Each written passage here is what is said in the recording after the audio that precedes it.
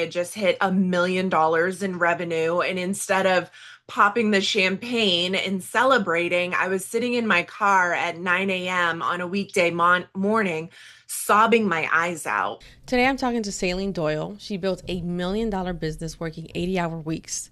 She hit a breaking point and figured out how to scale to 17 million working 16-hour weeks. In this conversation, we're exploring the identity shift that made that possible. I have to ask, how did you go from 80-hour work weeks to 16-hour work weeks and multiplying your income? How did that happen?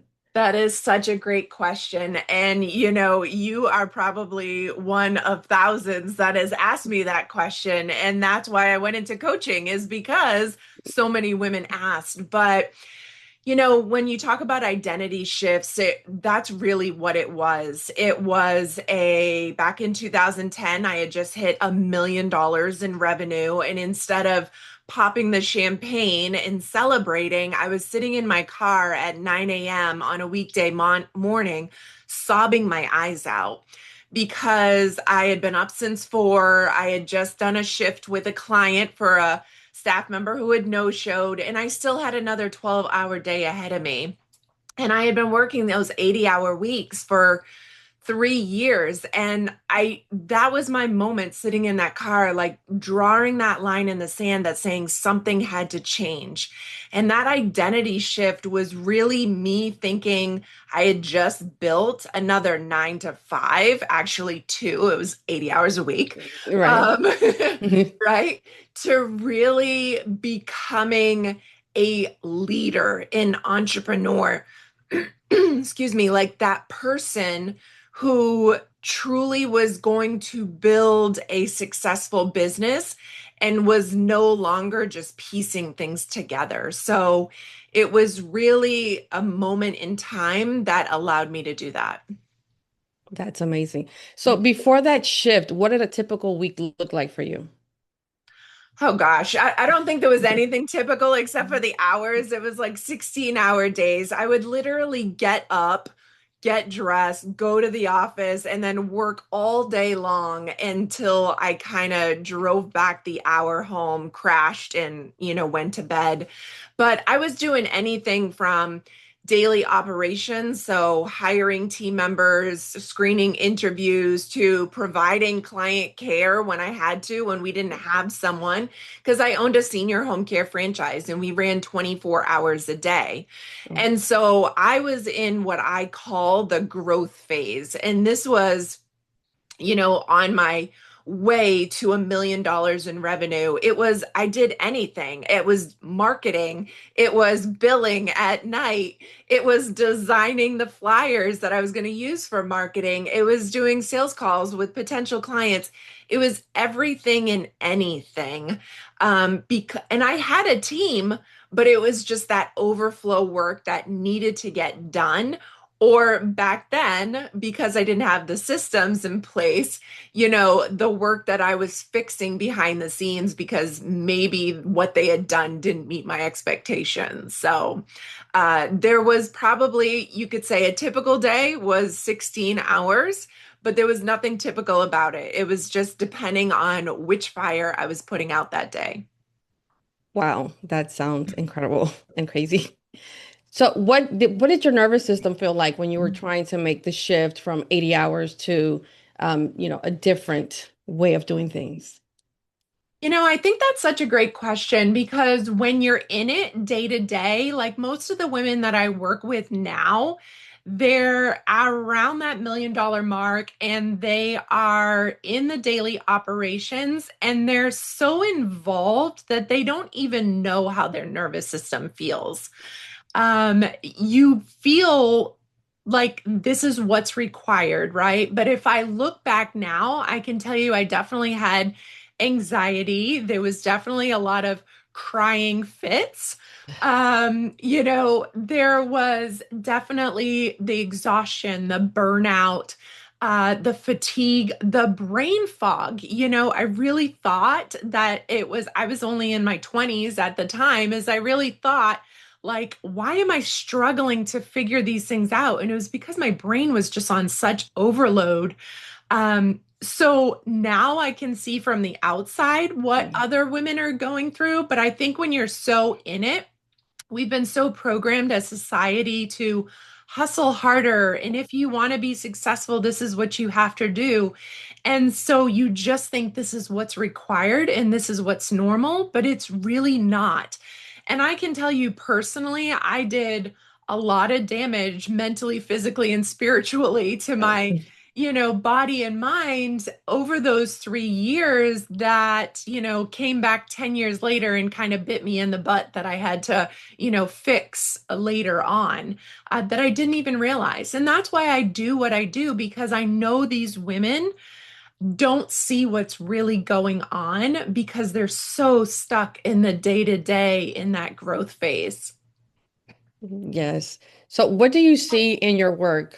I know you say you see them kind of having the same patterns you did, but what do you see the women that you work with struggling with the most when it comes to stepping into the next level or expanding beyond what they're accustomed to? So overall, everything seems very heavy, right? It's like you have the weight of everything on your shoulders. When you had a job prior, it was like, okay, you went to your job and then you went home, right? But when you're an entrepreneur, you literally have that weight on your shoulders 24/7. And so everything feels heavy. But the things that I really see that they're struggling with is everything requires their attention or approval, right? So if, a member of their team has something, it's like, okay, let me look at it before you put it out there. Or if, they're working with an agency or anything, it's like, okay, let me just sign off on that before it goes out. So there's that piece of it. Then the other piece of it is that they really have everything in their head, right? There's no systems. Everything is put together with duct tape. It's like piece, piece, piece, band-aids, band-aids, band-aids. And you're really at a point where you might have some control issues because you're free to let anyone see what's going on behind the scenes because you know that most of it is in your head. And so it has to go through you. And so you just say, oh, I have control issues, but it's because you have your entire business undocumented and it's just a swirl in your head, which then leads to that brain fog and overwhelm, right? And then the third thing that I see is that there's just a lot of moving pieces. So between technology and tools and all the different shiny objects that we have nowadays, maybe they sign up for some piece of software that's supposed to make their life easier, but they still have an old piece. And then there's that like piece that they had when they first started. And so there's a lot of things being pieced together that is really just weighing them down and causing them to work more hours, causing their team to not be able to figure things out on their own. And like I said, it really, you can sum it up as everything just feels heavy. Like you just, why is this so hard? Yes. And so what do they think the problem is before like actually seeking help or like figuring out like, okay, like there's something else. Strategy alone is not going to cut it, or working more hours is not going to cut it. Yeah, so I think the big thing, it's kind of like the song, more money, more problems kind of Right. deal. But, we just think, oh, if we get to that next revenue level, right? But the women that I work with, they're around that $1 million. They've got there and they're saying to themselves, well, I got to 1 million and I thought that was going to fix everything, but it really hasn't. It's just amplified all the problems that you had on a smaller scale. But the problem is when you hit 1 million, your revenue increased, but your freedom decreased, right? And what this shows is that you have this structural gap, right? Because a business is built on a structural foundation. And when you have that gap where your revenue is going up, but your freedom's going down, that's because you're holding everything together with those band-aids, right? Right. And so that's, I think, one of the first things that women see. The other thing that they see is that their profit may be going down. So they're making more money, but they're not revenue wise in the business. The Right. business is making more revenue, but their personal paycheck may not be as much as it was the year before, and they can't put two and two together on why this is happening. Wow. Um, so before you were saying that they have like trouble kind of like delegating and letting anybody else handle like, take over. So at what point do they like let go or start like, okay, like I need to, you know, delegate a little bit more or implement other systems, That's such a great question, right? Like, where is that magic moment where right? you feel comfortable letting go? So honestly, it comes in a process, right? So I have a four-part framework, and the first one is structure. And this is where we get really clear on what your business stands for, your business mission, vision, and values. And this needs to be so clear. This is why billion-dollar companies have it and why we need to emulate the things that they do is it because it gives your team clarity, right? If they know what your business mission, vision, and values are, they know how to handle when there's issues in the business Right. because they know what's important, right? The second pillar is system. So everything has a system in your business. So when you have a team member, they know in order to execute something, it's like go step by step by step, right? Whether there's 3 steps or 10 steps, there's a process in place. And then once you get to the third pillar where we build you, that team that you is going to give you that true freedom in business, it really is about recruiting, hiring, and onboarding the right people. And you recruit the right people because you have that business mission, vision, and values, right? They align with that. They say, I want to be a part of what you're building. So you're attracting the right people. Then, when you hire them, you're screening them to make sure that they are who they say they are, that they're going to be a good fit for where you are in your Right. business and where you're going. And then you onboard them to make sure they have the training. And when you do these 3 steps, right, and you've made it to that third pillar, that's when you can release control and feel confident that the job's going to get done. And when this is done right, your team is actually going to fix problems before you even realize there is a problem because they're going to be so amazing and so dedicated to your mission that they're going to make decisions as if it was their own business. Yes, absolutely. So they need to have clarity and that their team will actually follow through with. So at what point do you bring in identity work? Oof, I would say right away, right? So, one of the first things that we do when I start working with new clients is I ask them what they want for their personal vision. And this is so important. And so many entrepreneurs and myself back in the day Yes. thought this was like fluffy, right? Like I was Yes. like, what? I just want more time and money, right? After having 5 jobs in 7 years due to 2 layoffs, I was like, I just want control.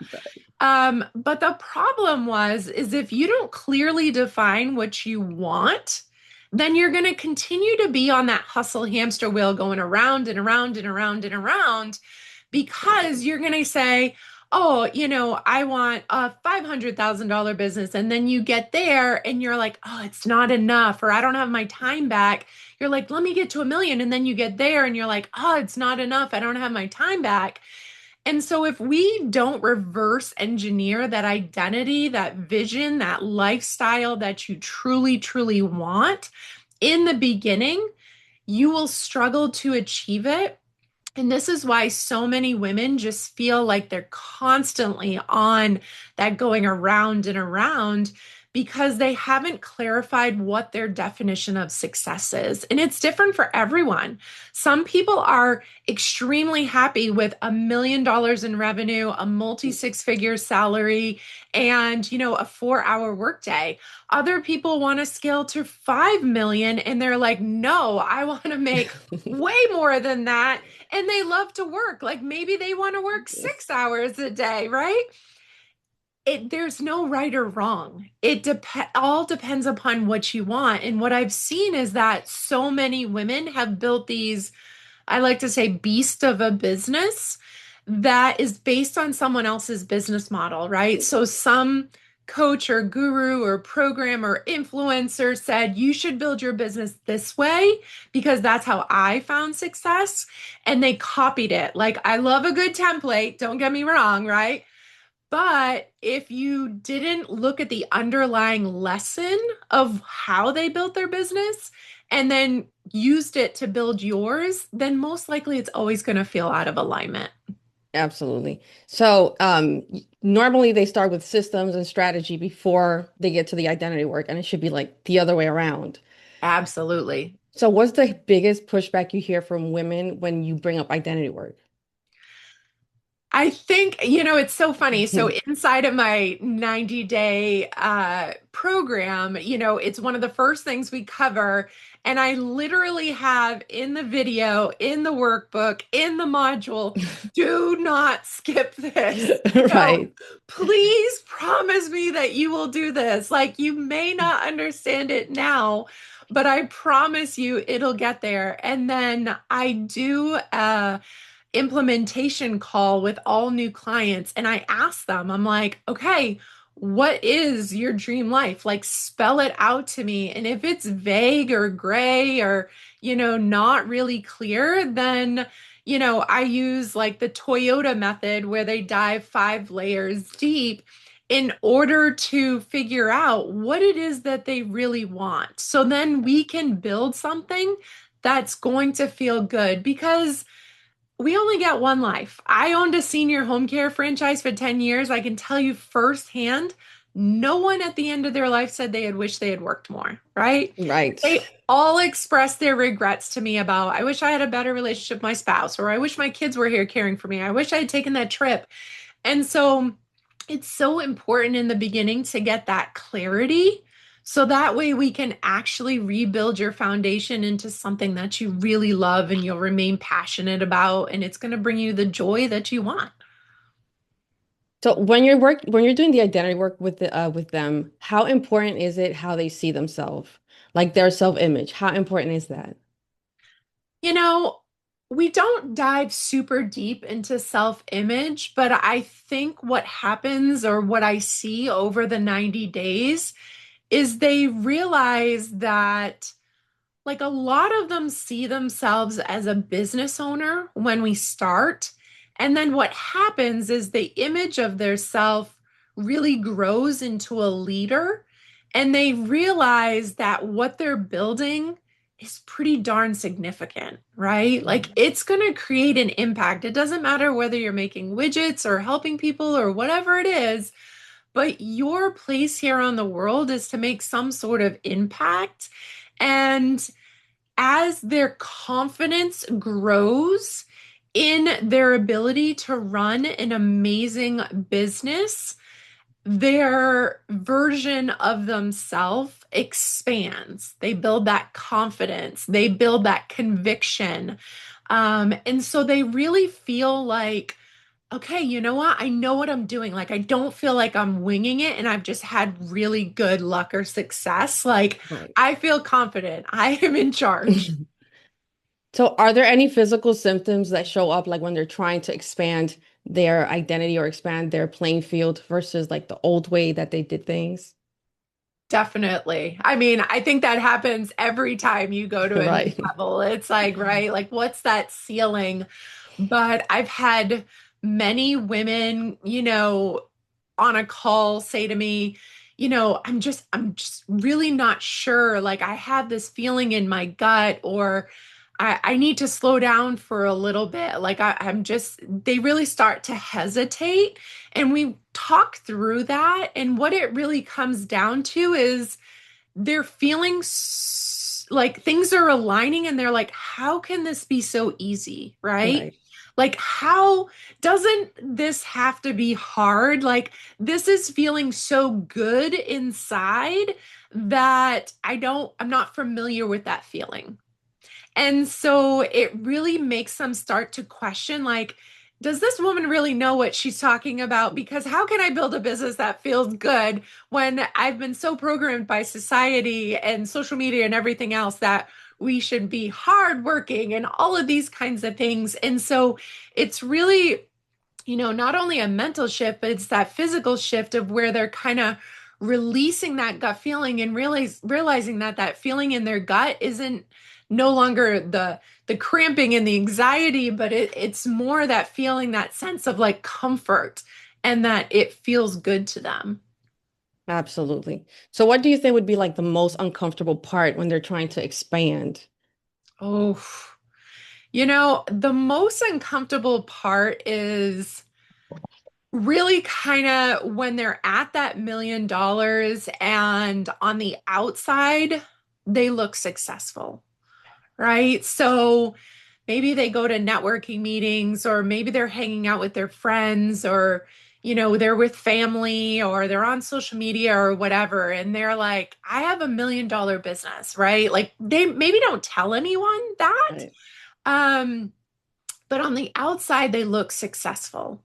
But on the inside, they don't feel successful. Like they're proud of themselves for what they've done, but they don't feel if like this is what success should feel like. And so Right. I think when you're right around that million, and this is how I personally felt on the outside, it looked amazing. I had clients and everything was great, and everything just looked so good. Um, but on the inside, I had this like kind of imposter syndrome, or this, if they only knew what was going Right. on behind the scenes. And so I think you are constantly in that push pull, that battle with what people see versus what is going on. Right. So like on the outside, you look perfect and successful to everyone else, but how you see yourself is just completely opposite. Correct. So what has to change on the inside before anything changes on the outside? Ooh, I love that. I think a lot of like what I said is I had a client come on to me and I said, "Why are you interested in working together?" And she's like, "Well, I want to have a real business." Now, mind you, this woman had a high six-figure business. And I was like, Wow. "Well, why don't you think you have a real business?" And she was like, "I just feel like I'm winging it. And she's like, "I've gotten here by luck kind of deal. Like I basically just did more of what I did when I worked for someone else, and it's just kind of bloomed." And so on the inside, they really have to stop viewing themselves as that employee that they used to be, whether it was in a big corporation or a small company or whatever it is. And they really have to start embodying that this is something that they've built. They need to be proud of that. They need to pull their shoulders back and say, I did it. Right. And I really, it's such a shift and to see these women over these 90 days shift from going like, yeah, I'm here. I've done good, but to really embodying what a true, successful business owner looks like. And they don't see themselves as successful. And to give you a point on that is, so I'll get on a call with a woman and I offer a complimentary scale strategy session where we dig into their structure. And I'll say, okay, where are you in revenue? And they'll be like, I'm at 1 million. And then they keep talking like, and I'm like, hold up, you're Right. at $1 million. I'm like, do you realize only 2% of women entrepreneurs will hit 1 million? And they're like, what? And I'm like, 2%. There are millions and millions of women-owned businesses out there, and only 2% hit 1 million. Do you realize what you've done? And they have no clue. And that was me back in 2010 when I hit my first million. I had no idea. I did not realize that that statistic was so small.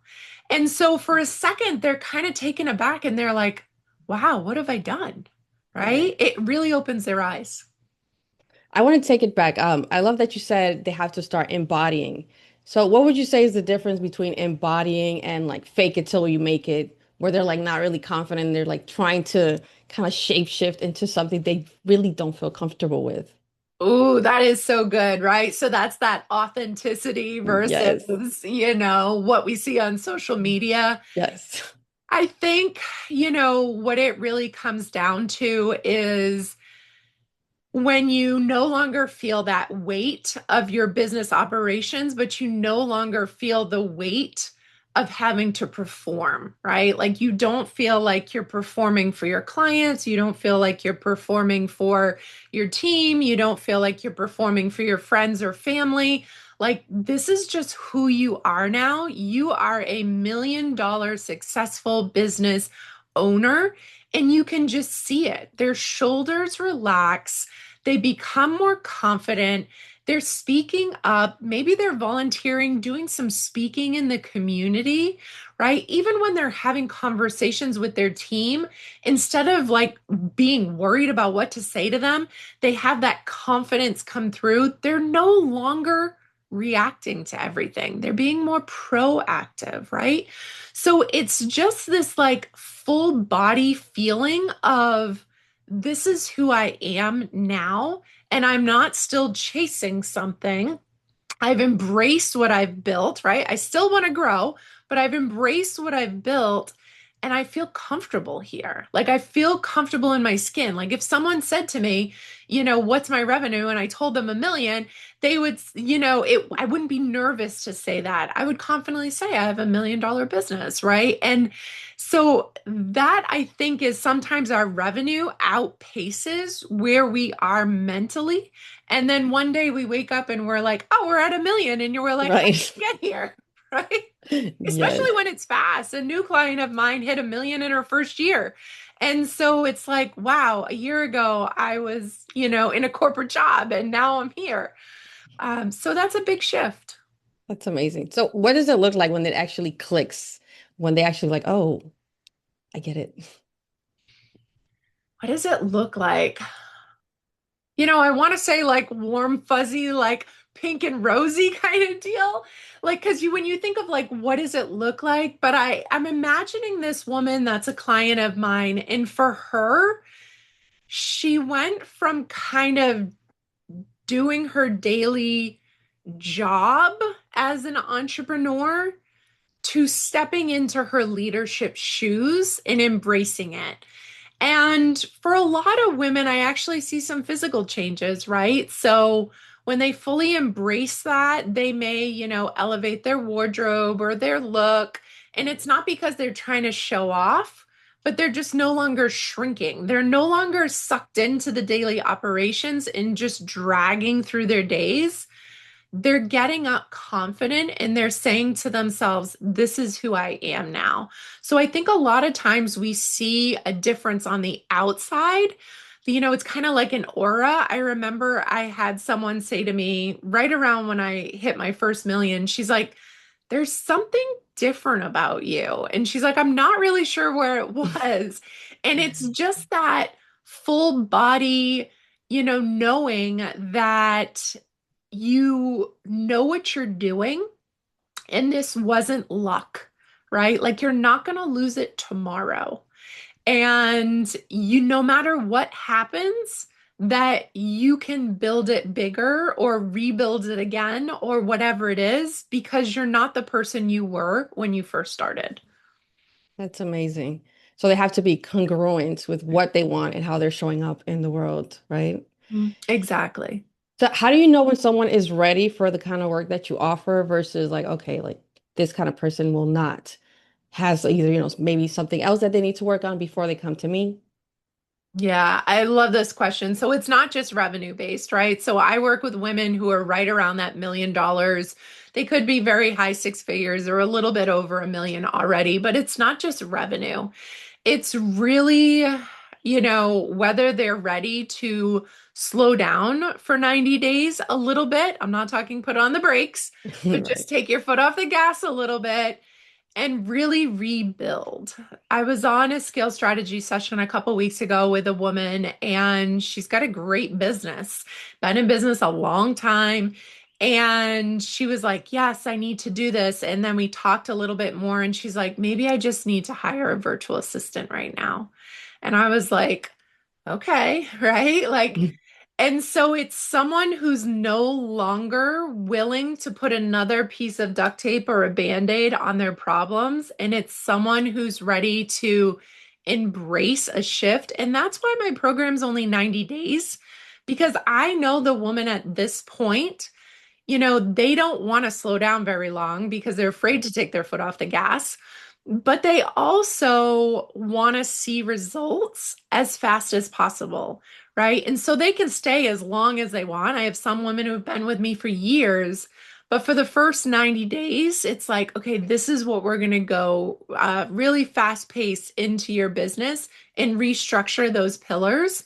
So that way you can continue to scale. But so it's really that mental shift. It's that draw a line in the sand moment where they say, duct tape is no longer going to kick it anymore. I need Right. to actually get to the root cause. Absolutely. So, what do people usually get wrong about identity work? What do you think? Ooh, what do they usually get wrong? I think women have to be a certain person or a certain identity in order to feel successful. And so as I rebrand my business, I have started a movement called Simply Rich Living. And what it's all about is really living your business at living your life with a business that supports it, right? And that could be simple luxuries like, easy mornings instead of stressed, great nights of sleep because you're done work and your body is relaxed and can sleep. Having coffee with your girlfriends, on a Saturday and not picking up your phone. But it also can be other luxuries of buying yourself those killer shoes or that bag without Right. guilt. And so, really it's about embracing who you want to be and not what someone else thinks you should be or what you think you have to be to someone else. Being okay, being your quirky self, and knowing that's okay because you've built a business that works for it. How rough is it for them when they have to like let go of what they think they're supposed to do, think they're who's supposed to be, and then start kind of working towards like, okay, like this is what I actually want. I think it's rough at first, right? I mean, most of Yes. the women that I work with have been in business, a few years, and all day long we are programmed by society and we've been programmed by our parents and brainwashed by all of these people out there that you have to work hard and you have to hustle and you have to do all of these things this way. If you want to be successful, you have to do these things. And so when we start working together and, we start with what's your personal vision, they're like, oh, here we go, right? Like, oh crap. I know. Am I in the wrong room? And so, but what I really ultimately teach them is critical business thinking skills. And I want them to understand that they can build a business on their terms, especially in this day and age. I mean, you can Yes, make money doing anything nowadays, right? And absolutely. so it doesn't have to be cookie cutter. I don't give them cookie cutter business advice, and they don't have to build a cookie cutter business. So they can really build whatever they want, be whoever they want. And truly, when that clicks in their brain and they're like, okay, it's like there's no ceiling. Like anything is possible because they realize it's like, wow, I really can do it. I can do anything I want. So once they step into their new identity, like everything else kind of trickles down and it's much easier to flow through versus like trying to do it backwards and do an uphill battle of trying to do what they're supposed to be doing. Right. Exactly, right? So we have to kind of do a little bit of reprogramming in their brain, for all of the years. Most of the women that I work with are in their, 40s. And so they're at a point where they've been programmed for 40 years. And Yes, so we just kind of have to work on turning that dial back a little bit and making sure that, they really understand like it's okay to do things differently. absolutely. Okay, last question. If you had 1 minute to change a woman's life, what would you say? 1 minute. I would ask them if their business runs without them, because if it doesn't, then it's not scalable. And that one statement I've said to so many women in all different ways, and it kind of hangs in the back of their mind and it gets them thinking, is my business able to run without me? And if it's not, then it's not scalable. How do I fix that? Right. And so that one thing is probably when I get on calls, when I get on those scale strategy sessions with women, they say to me, you said this one thing to me and it like triggered something in me. So that would be my 1 minute. That's awesome. I love that question because now it got me thinking. Good, let me know. Yes. Thank you so much, Sailynn. I really appreciate you being here. Where can people find you and connect with your work? Yeah, so the best place to find me is either on my website at www.passionpurposeposture.com, or you can find me on any social media at Sailynn Doyle. If this conversation sparks something in you, subscribe so you don't miss what's coming next. And if you're a woman who's been doing everything right but can't seem to break past a certain level, DM me the word stuck on LinkedIn.